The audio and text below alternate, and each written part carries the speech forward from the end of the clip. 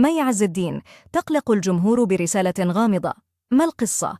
في البداية لا تنسى الاشتراك والإعجاب بالقناة. حالة من القلق والفزع أثارتها الفنانة مي عز الدين الساعات الماضية بسبب منشور غامض نشرته على صفحتها الرسمية فيسبوك يبرهن مرورها بحالة نفسية سيئة لسبب ما.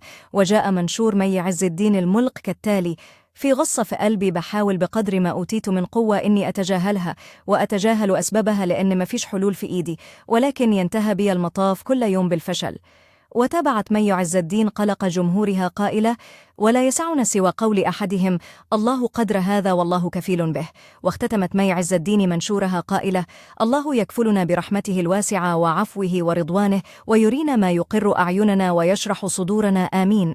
على الفور انقلبت منصات السوشيال ميديا رأسا على عقب بسبب منشور مي عز الدين، كما قلق أصدقائها في الفن عليها بسبب هذا المنشور الغامض، ووجه لها العديد من الرسائل، كما دعا الجمهور لها أن تتجاوز الأزمة التي تمر بها، وتساءلوا عن سبب منشورها والحالة النفسية التي تمر بها مي عز الدين.